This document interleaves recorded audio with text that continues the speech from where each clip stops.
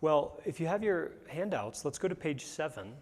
And what we want to do today and this morning is in some ways kind of wrap up our section on apologetics, because then we're going to start moving into discussions about culture, about the city, pastoring with these principles in place. But what I want to do now is the last, you might say, brick in our building for what apologetics biblically is meant to look like. So we're in page 7, and it's the section where it says charting a way forward, foundations for apologetics. So do you remember yesterday how we talked about methods? Do you remember the 4 methods that we discussed? 2-step or classical, evidential, presuppositional, and experiential. Rather than think about which method is the best, the image that I want you to have in your minds is when it comes to helping people encounter Jesus, you all are map makers. And you know that depending on where a person is going, but also depending on things that are happening at that time, the direction you give to somebody might be different.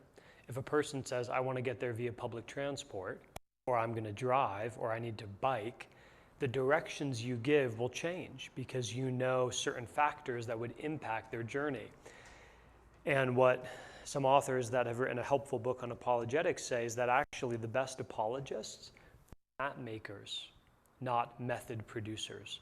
That we're paying attention. Yes, the final goal is always get them to Jesus. But what we want to do is pay attention to the best ways to get them there. So they say we're drawing maps for others, which means our apologetic should be other-centered. While all the maps have the same final destination, the person and work of Jesus, there are various types of maps that can and should be drawn. And so that's what I want you guys to be able to do. And the rest of what I'm going to say in this section is about the foundation that you must have to draw effective maps. The kind of things that must be in place in your heart and in your mind if you're going to faithfully guide very different kinds of people to encounter Jesus. Does that make sense? So here's the 4-fold foundation I want you to build on. If you think about the chair you're sitting on, it's pretty firm because there's 4 legs. So this is your 4-fold foundation for a biblically faithful apologetic. The first thing you have to know is there's a point of contact that you have with every single human being. Whether or not they share your faith, whether or not they've ever been to church, whether or not they've ever read the Bible, you have something in common with them. And actually, the real goal of apologetics is to remind them of something they already know. That's the real goal of apologetics. It's to remind them of something they're already aware of. Let me read to you from William Edgar. When we attempt to argue for the Christian faith with unbelievers, we're not talking to those for whom God's existence is strange or exotic. When we come to people with the claims of the truth, we are appealing to what they know but deny. We have an assured point of contact with all human beings. William Edgar, as I mentioned yesterday, professor at Westminster. If you prefer someone a little bit older, you guys read Calvin at all in your class? Yeah. So here's Calvin in the Institutes, this top of page 8. There is within the human mind, and indeed by natural instinct, an awareness of divinity. This we take to be beyond controversy. To prevent anyone from taking refuge in the pretense of ignorance, God himself has implanted in all people a certain understanding of his divine majesty. Ever renewing its memory, he repeatedly sheds fresh drops. Do you see what Calvin's saying? Do you see what Edgar is saying? Every human being, regardless of where they live, regardless of their faith or lack of faith background, regardless of their race or their income level, regardless of their gender, regardless of how powerful they are, they know something about God. Calvin says they have actually implanted within them an awareness of divine majesty. And the goal of apologetics is to press onto that knowledge. It's to press into that space and help them see and believe the stuff that's already there. It's a fascinating idea, right? Why might that be true? There's at least 3 significant theological ideas for why it's true that we know people already have this divine awareness, even if they're not conscious of it.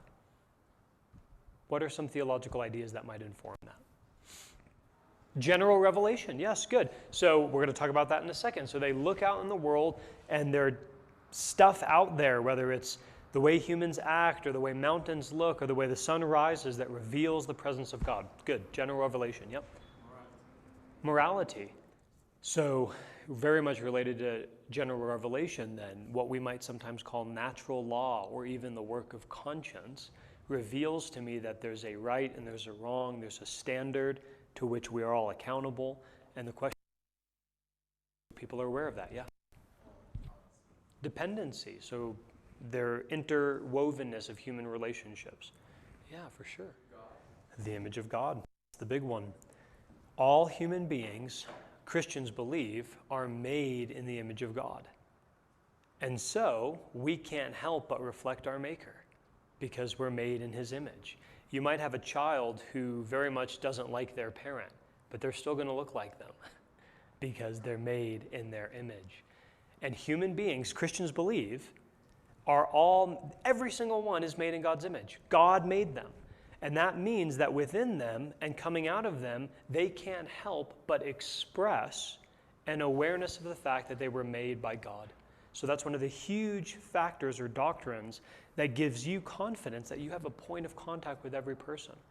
General revelation is another. We'll talk about that in 1 second. Another is the doctrine of sin.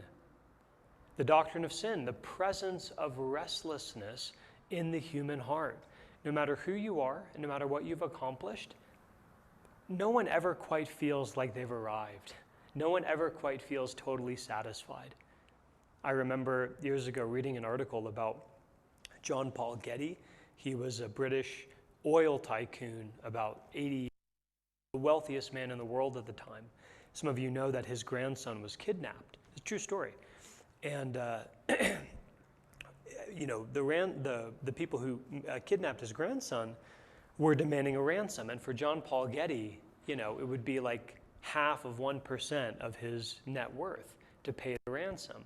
And yet he refuses to do so. So his aide is talking to him and saying, "You're the wealthiest person on the planet. Why won't you give?" And he says, "No, I can't spare anything."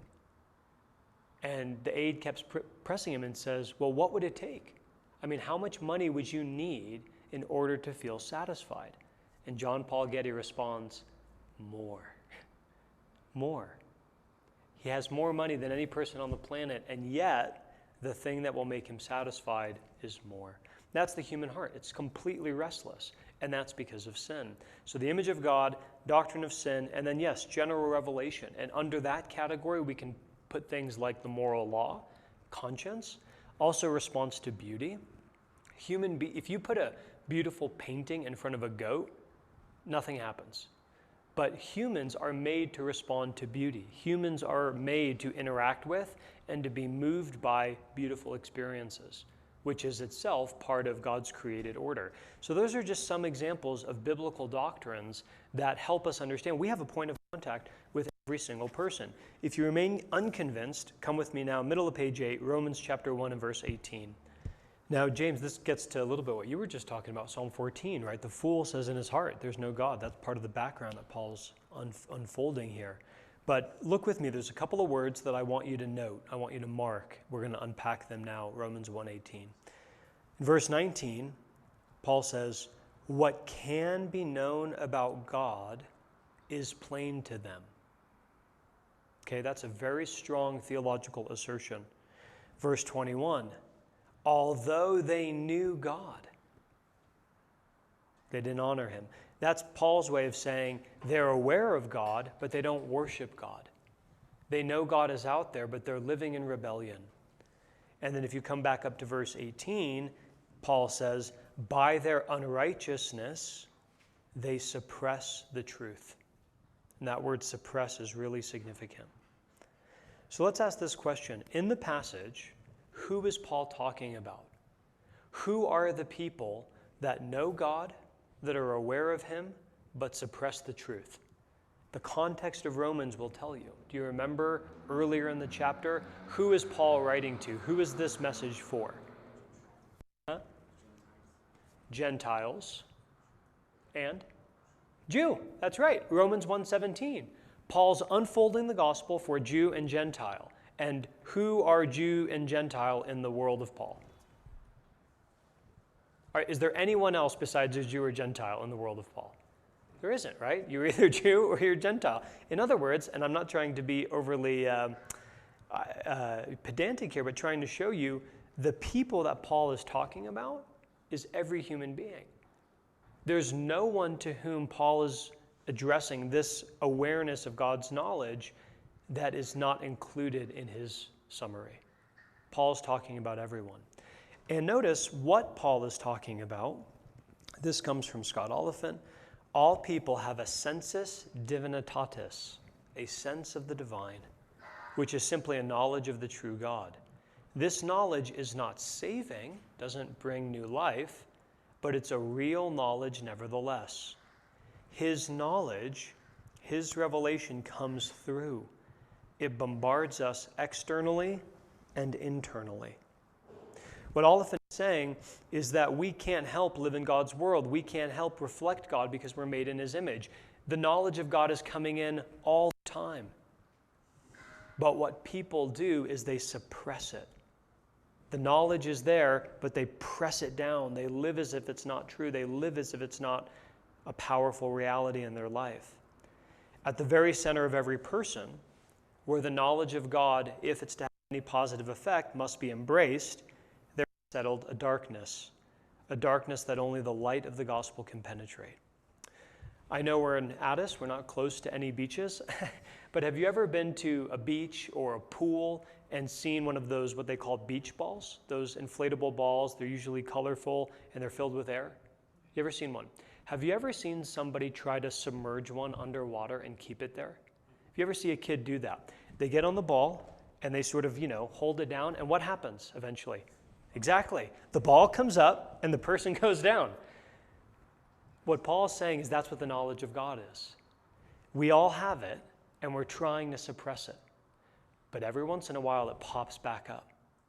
And the goal of the apologist is to see that and to say to people, see, the knowledge of God is there. See, you're longing for the divine. Remember yesterday, I don't believe in God, but I miss him. Paul's saying that's the human heart. And we live now in a time where, because doubt is so real, people are more even conscious of it, right? If you lived 500 years ago, people were afraid to talk about their doubts. But now it's cool to talk about your doubts. Now it's safe to talk about your doubts, to deconstruct. The apologist has never had a better moment to be able to see, look at all the ways the beach ball of God's knowledge is popping back up in the water. Now, I want to give you one example of this, and we're going to spend a lot of time looking at Acts 17 today. But do you remember Acts 17? This is Paul at Mars Hill, or the Areopagus in Athens. And Paul's looking around, he's seeing the idols, and then he says to the people, I see you in every way you're very suspicious, or superstitious. The unknown God that you worship, him I'm going to proclaim to you. Notice what Paul realized was going on in Athens. Listen to this quote, middle of page 8. Paul knew what the plethora of idols in Athens represented. They represented a people who were very religious, but whose religion was expressed by the sensus, I sense, but I suppress dynamic. They knew God, so they crafted things to worship. And their knowledge of God was expressed, but really suppressed, in their idolatry. They had to worship something. Because all people know God and are built to worship, they can't help but worship. And so even idolatry is a revelation that someone knows something about the living God, because they're built to worship something beyond themselves. And make no mistake, even though, and I don't know this context as well, but in a place like London, there aren't that many statues that people are bowing down to. But man, do people worship. Boyfriends and girlfriends, jobs, their kids. People are worshiping creatures. And even the presence of idolatry is a revelation that they sense something but they're suppressing the real truth. Does that make sense? Your job is to find the point of contact. What's your entry point? What's the thing that you can say, the revelation of God's knowledge, it's right there. And I'm going to focus on that, and I'm going to go from there. Second, I'll pause there. Does that make sense? Any questions about this point of contact? Clear? Okay, good. If it's not clear, I want you to tell me. Don't be afraid of saying, hey, that didn't make any sense. Second part of this foundation, remember, we're laying a foundation for a biblically faithful apologetic. The second thing is to practice disclosure. Here's what disclosure means. Once you've found your point of contact, or once you're aware of what's a possible entry point for the gospel, what you want to learn how to do is move into the worldview of the person that you're speaking to and begin to uncover for them how their own worldview can't produce or can't lead to the conclusions they're hoping for. What you want to do in practicing disclosure is show the faultiness or the flimsiness of unbelief in God, the true God. You want to begin exposing. So I'll give you this example. There's a lot of mountains around here. I don't know if there are tunnels through them, but you know, if you ever want to build a road through a mountain, the way that you do that is not by strapping dynamite to the outside of the mountain and then exploding it. What happens if you do that? It just explodes and a little rock might chip off, but no big deal. The only way to make a hole in something is you have to drill down deep into it. And then you put the dynamite deep inside, you blow it up, and the thing goes kaboom, and there's a space. Now that image is a little more militant than I would like, but it's meant to convey the best way for you to show the weakness of a particular worldview or a position that someone who's not a Christian might have is not by just lobbying truth at them, but you go into that worldview with them and you begin to uncover the weaknesses of that worldview from the inside. You need to be able to restate the position of the unbeliever in such a way that they would say, I couldn't have said it better myself. And then from that position, you begin to show why it can't work, why it can't heal their heart. Let's read these quotes. In essence, practicing disclosure means moving onto the ground of an unbelieving person in order to uncover the inner dynamics of his or her worldview. The purpose is to help the person see how that position cannot provide the crucial answers for the human predicament. And then next, if the Christian faith is true, then however consistently an unbeliever may appear to live out his or her position, it will not hold together. Somewhere there is a flaw because we live in God's world. The work of the apologist is to uncover the tension between unbelief and the knowledge of God that everyone has. That's what practicing disclosure is meant to look like. It's the confidence if God is really out there, then any worldview or any position that's held in opposition to him at one level or another is going to have cracks in it. And so you get into the inside and you show those cracks as someone who's being very kind, very generous, but also very honest. Let's do some examples. Yesterday we talked a lot about C.S. Lewis. He practiced disclosure on himself. He said, I can't believe in a God that would allow evil in the world. But then he said, if that's really true, where do I get my standards for good and evil? They can't come from human beings because they would always change, and certain people think some things are okay that I don't think are okay. So if I'm really bothered by evil, that worldview, that there's suffering and evil in the world and that's bad, that worldview, if I really follow it to its logical conclusion, must lead me to a position in which I realize there must be some kind of God out there that has given us a standard of good and evil, of right and wrong.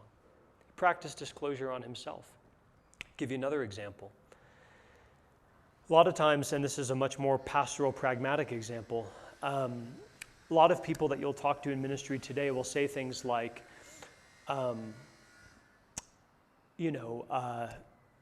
individualism. I just want to do my own thing. I don't want anyone or anybody, any institution to tell me who I am or how I should live. I just want to be my true, authentic self. I'm just figuring out who that is for me. So, okay, individual, okay, great. You just want to be yourself. And then as you move into that worldview, as you say, okay, if living for self and my proclaimed identity is the most important thing, here's a question I want to ask. How do you know which is the real you? How do you know which self is the true self? And an example I'll often give to people is something like this. Within Bijan, there are two very strong desires. I want to be healthy.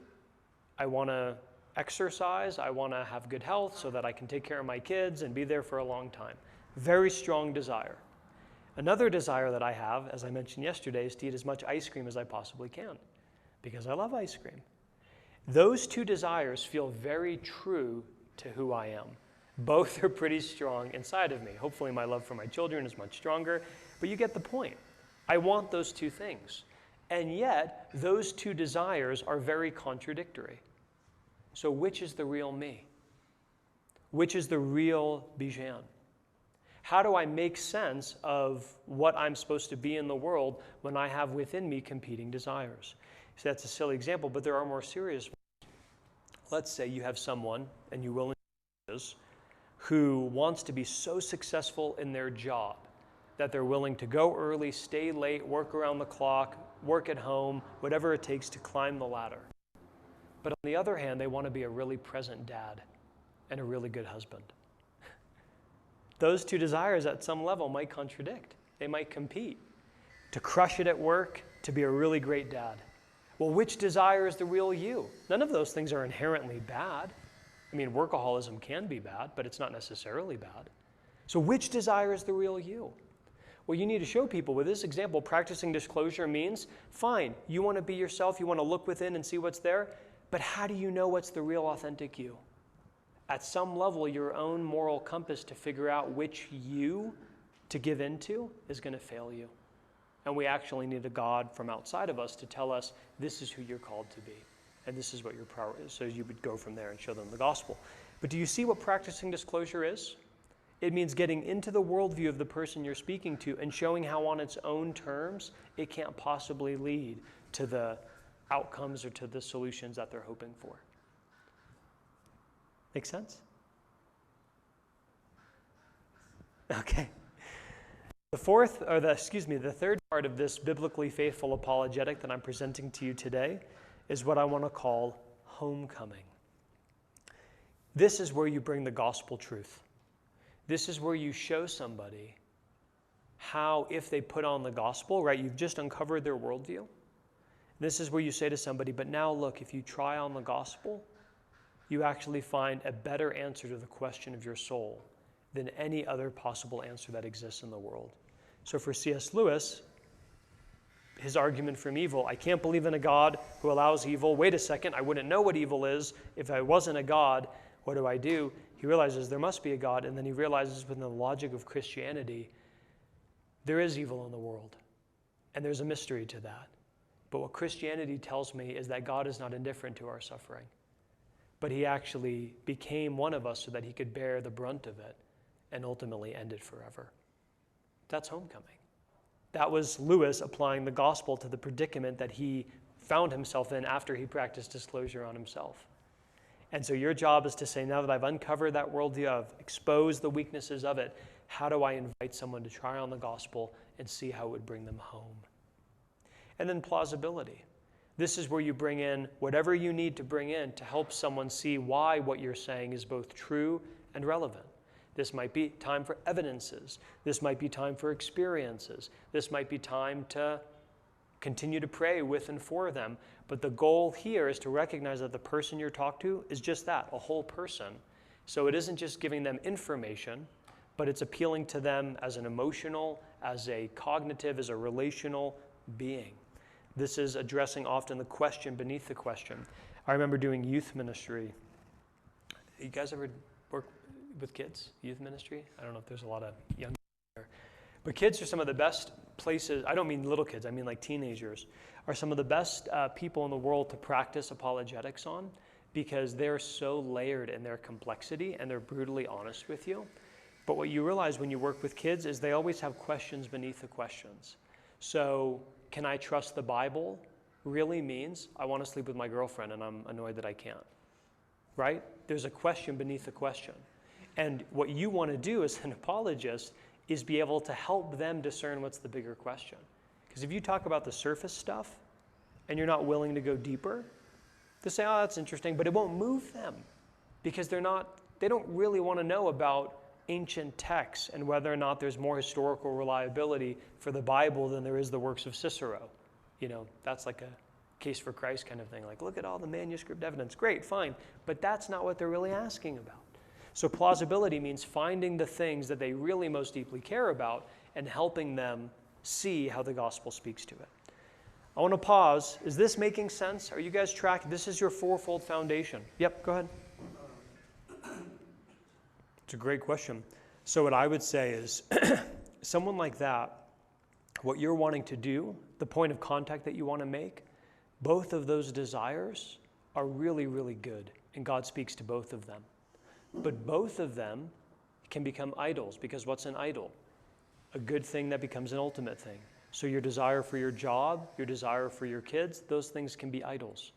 So if you try to live in this world perfectly balancing, being a great career person, being a great dad, you're going to crush yourself, because idols always crush us. Sometimes you'll veer one side too much, the other side too much, and you'll feel like a failure, or you'll get really successful in one or the other and you'll neglect your responsibilities. Usually you get so good at work that you neglect your kids.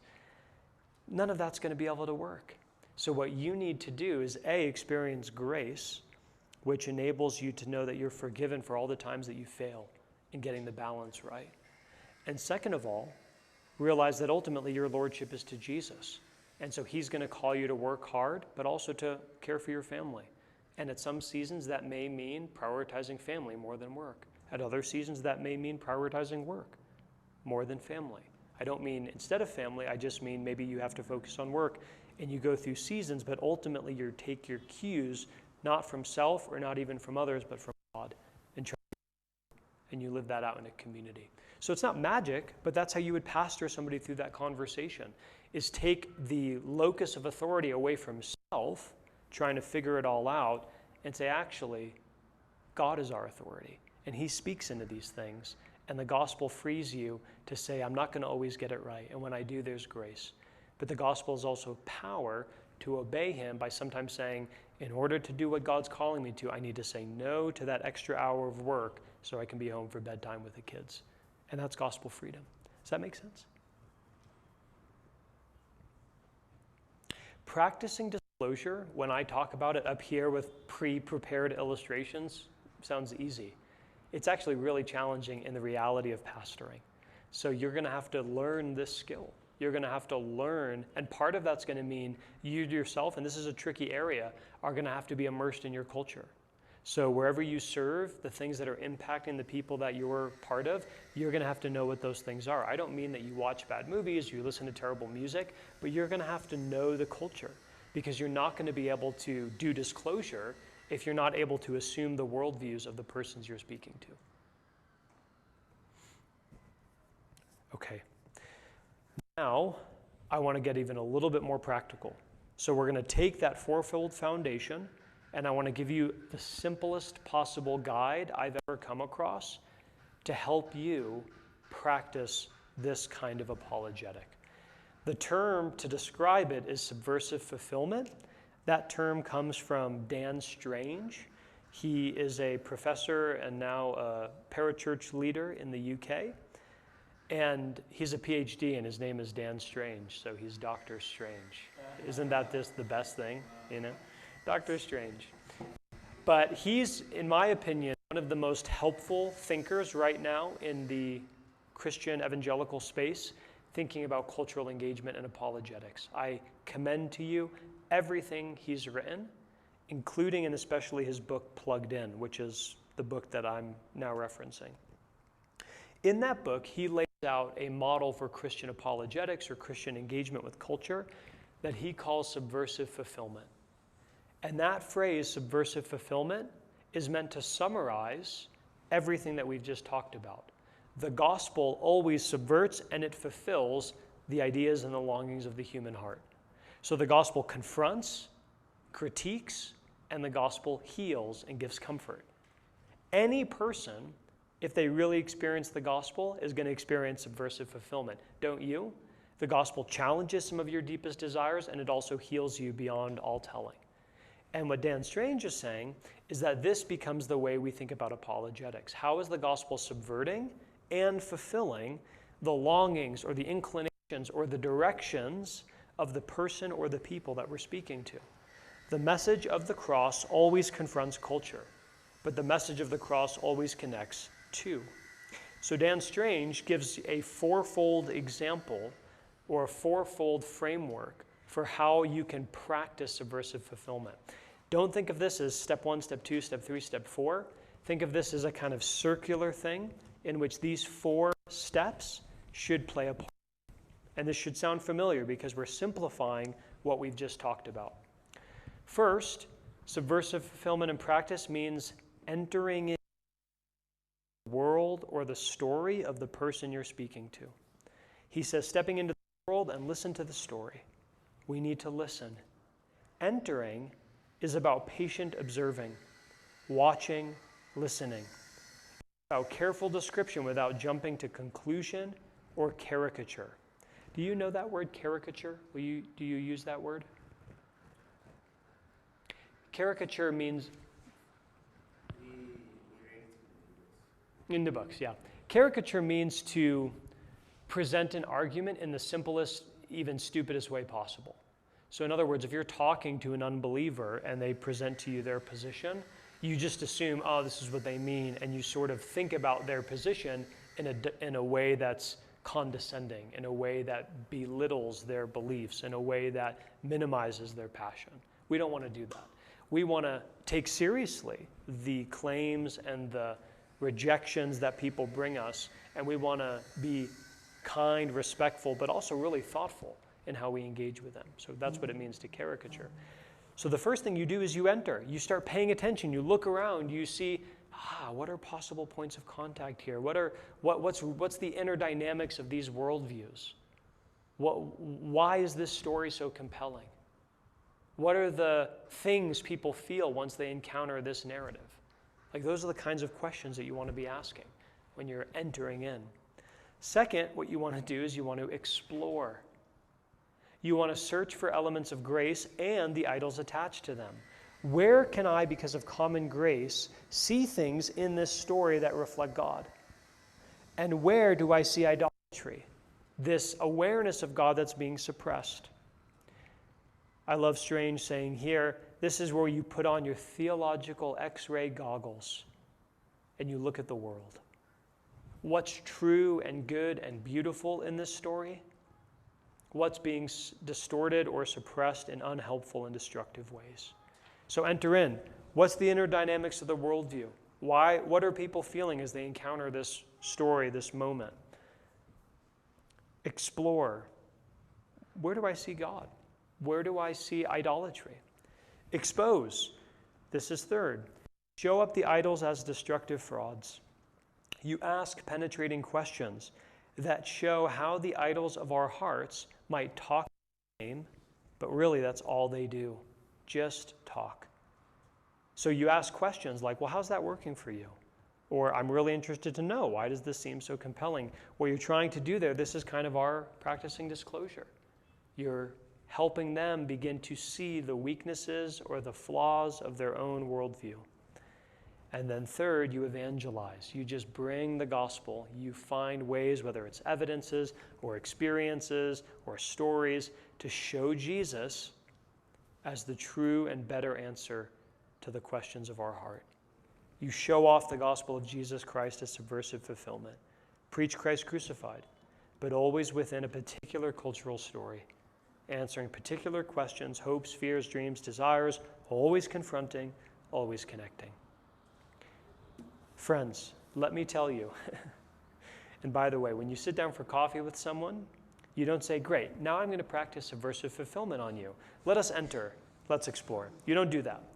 But I promise you, if you become familiar with these 4 steps, it'll revolutionize the way you talk about the gospel to people. This is for pastoral counseling. This is for preaching. I mean, imagine a sermon in which you do these 4 things. as you're engaging with the text that's in front of you, connecting that text to the heart, that's a powerful sermon, because people are going to say, that speaks to me right where I am. I need the gospel if it addresses my predicament or my world in the ways that you're saying. This really works. And so what we want to do now is spend some time practicing. So here's what we're going to do. 2, 4, 6, 8, 9. So let's do 3 groups of 3. That's perfect. On page 9 into page 10 is Acts 17, Paul on Mars Hill. You can also just look at it in your Bibles. What I want you to do, because everything we want to be and do as Christians, right, we need to see that it flows from the Bible. What we want to do now is look at Acts 17, and I want you to look really carefully at the text, and I want you to find, where does Paul do subversive fulfillment? Where does Paul enter into the worldview of the Athenians? What is he exposing? What is he exploring? And how is he evangelizing? He does all of that in Acts 17. It's a vivid, powerful story. And so we want to take some time to look at it and really see, how is Paul in this passage doing subversive fulfillment? Alrighty, friends, are we ready to jump in? So here's what I want to do. We're going to move through each section of this framework, and we'll go group to group as we do so. So why don't we start here with you guys?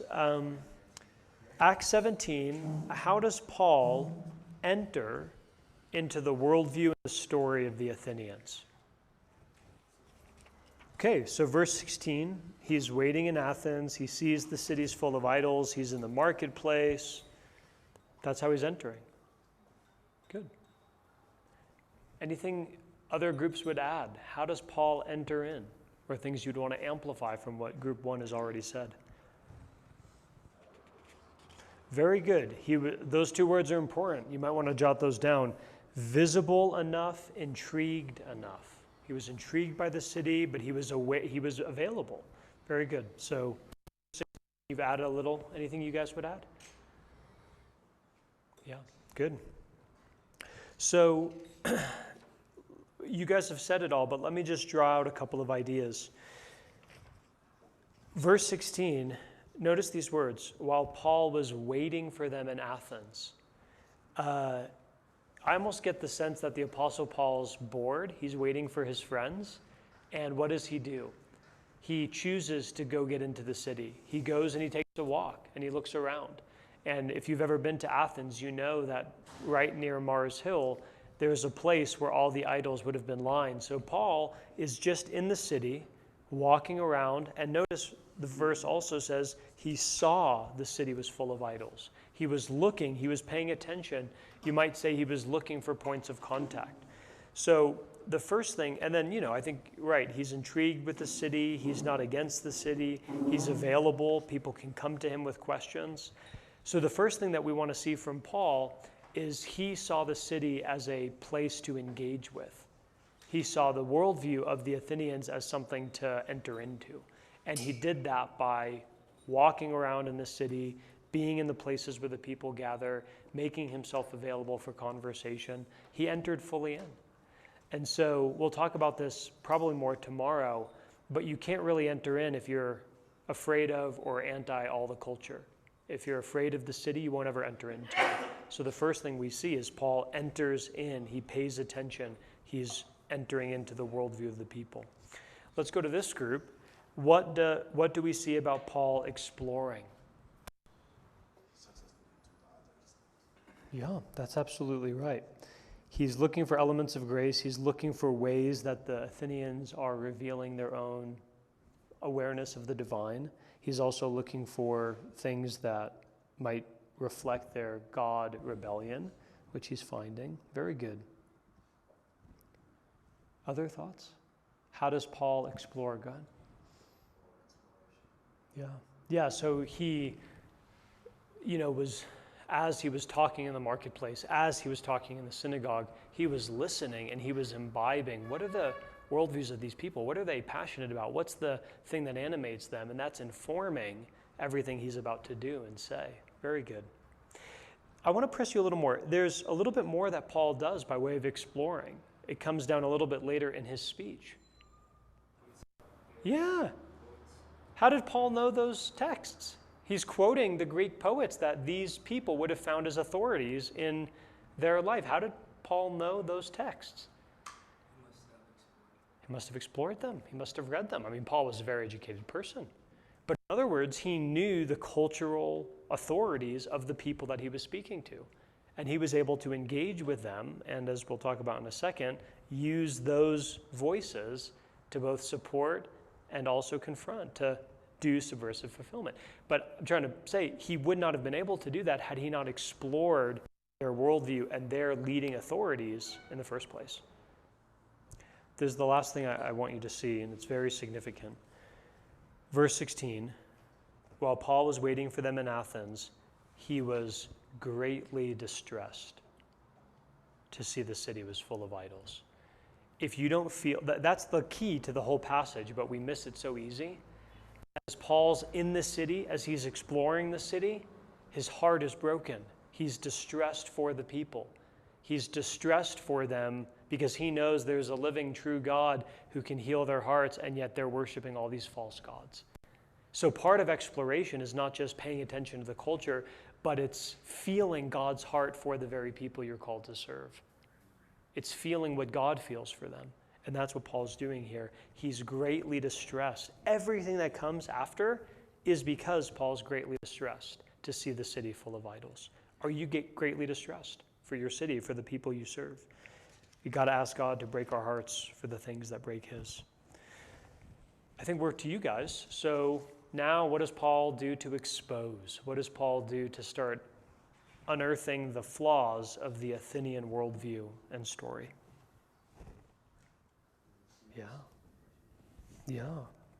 Yeah, he's kind of calling them out in a certain sense and saying you're revealing your own inability to fully comprehend what you're doing.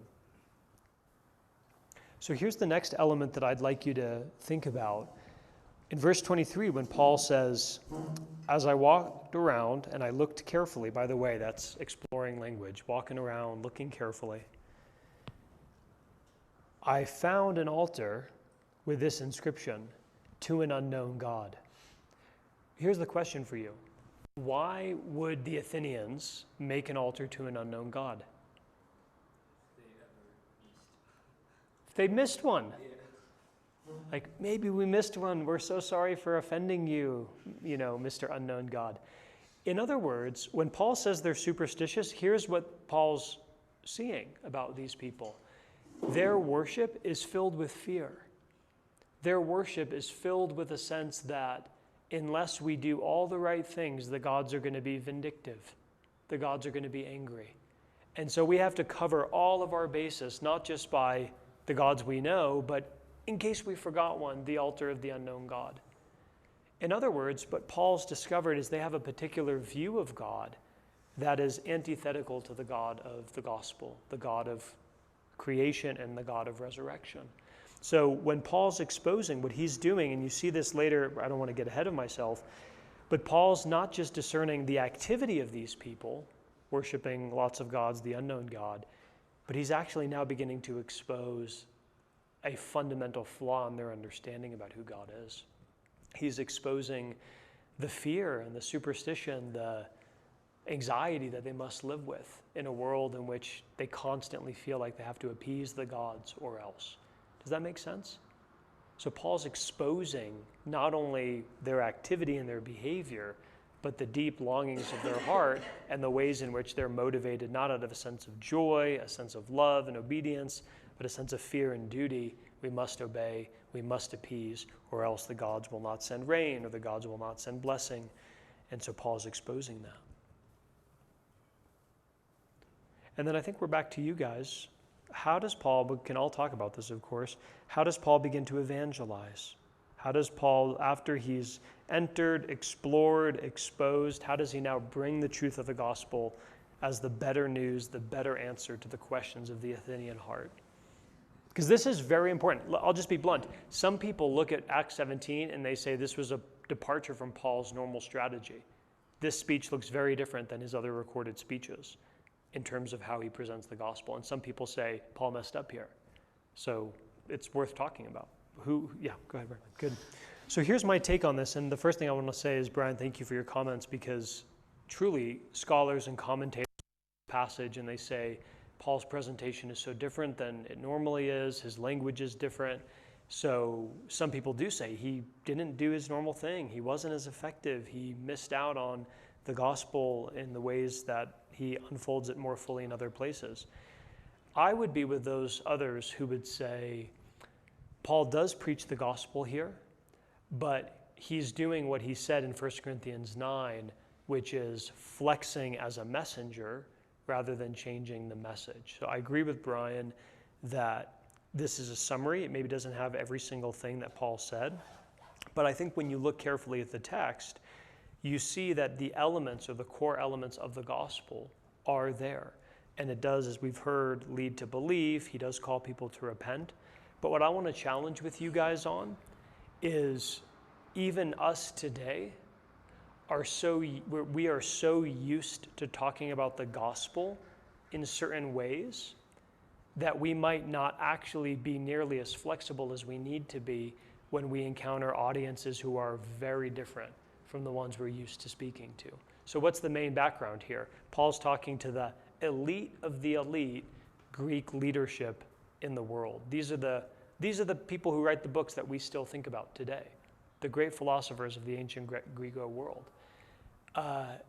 That's very different than Paul showing up at a synagogue and speaking to people who knew their Old Testament front to back and who had been God-fearers, who had been having a relationship with the God of the Bible.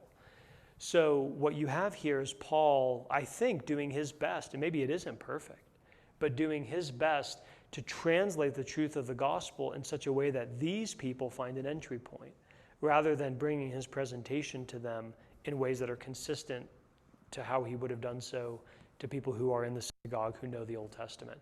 It's amazing, Paul quotes the Old Testament not even once, but most of his other speeches, he's building off Isaiah, he's building off the Psalms, he's building off Genesis. But here he goes right to the poets because he's trying to show how the gospel speaks to the longings of their hearts, even though they don't have this sort of same religious background. Does that make sense? So when we try to evangelize to peoples who are very different, it takes creativity. You may not always get it perfectly right. Sometimes you'll look back on an encounter that you had and wish that you would have done something differently, and that's okay. But what we want to learn from Paul here is he was conscious of the audience, and he didn't change his message, but he presented it in a way that was distinct from how he would have done it to a synagogue filled with Jewish people. Were you going to mention something? So I think what you're asking is a really important question that I want to commend to you guys is the gospel that we know is sayable in one sentence. Jesus lived, died, rose again. He died for sin, he paid the penalty, he rose again to conquer the grave and to bring new life into the world. That's the gospel, we know that. But then you realize the gospel, even though that statement is a true summary of it, is so layered and multifaceted, you might call it the implications of the gospel, which I always like to describe as a multifaceted diamond. It's one thing, but it has so many different aspects to it and so many different ways of reflecting beauty when the light hits it, depending on how you turn it. So what you want to do is recognize how the brilliant beauty of the gospel best connects to the persons you're speaking to at any given moment. That's not to change the gospel, it's to find the entry point into making the gospel known. So in London, I'm curious if you guys might guess this. For most people who are, late 20s, early 30s, what do you think is the biggest felt emotional need right now? What is the thing that people, if they had to describe what was hardest for them, what would they say? What do you guys think? Maybe you've never been to London, but just take a guess. Being understood? Like, does somebody understand me? Kind of. Being alone. Loneliness. Loneliness is the epidemic that's sweeping through London right now. There's a lot of reasons for that. So when I say to a lonely person, Jesus died for you. He rose again for you. And your sin can be forgiven if you trust in him. That's true. But the lonely person isn't sure what that means for their lives.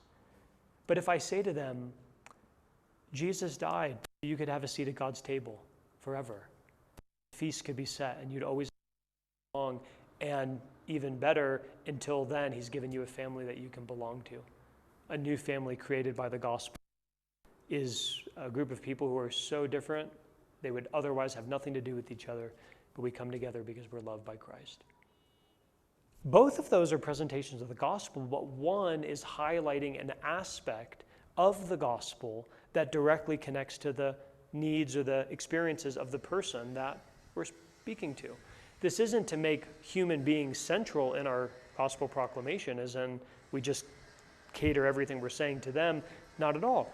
We know the gospel is multifaceted in its brilliance, and it's our job to be so familiar with the gospel that we can talk about it in almost any way to meet the needs of the people we're speaking to. So in a shame culture, what's a way that the gospel could speak to someone? Very good. What you guys are saying is that as you think about the gospel speaks to the shame a person might feel if they don't feel like they've honored their family or lived up to their parents' expectations. So think with me. Let's complicate this for a second. Theologically, what is undergirding what we're talking about? The gospel says that to be a Christian is to be united to Christ, union with Christ. You've talked about that this year, right? Somebody told you about union with, if not, I'll just spend tomorrow talking to you about union with Christ. Okay, you know union with Christ. I'm in him, he's in me. Amazing.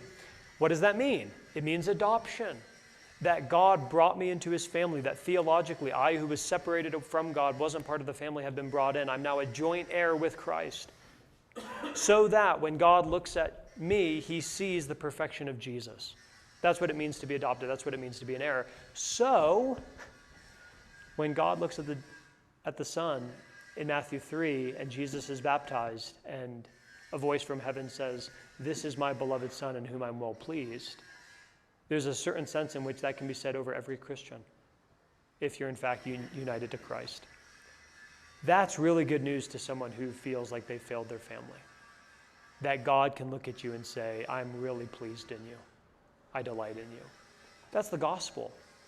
You don't necessarily need to lead with union and adoption and joint heirs with Christ, but you know that truth is there. And you bring to the person the beauty of the gospel as it meets their heart's longing, and you go from there in teaching and instruction to help them understand the fullness of it. I don't know if Paul did it perfectly here, but I do know that's what he was trying to do. And that's what you guys need to try to do. Otherwise, it'll just land and bounce. It won't stick. Not because the gospel is ineffective, but because time and again throughout the Bible, we see the messengers of God's gospel flexing and adapting the way they present the message to meet the needs of their hearers. And that's what good apologists do.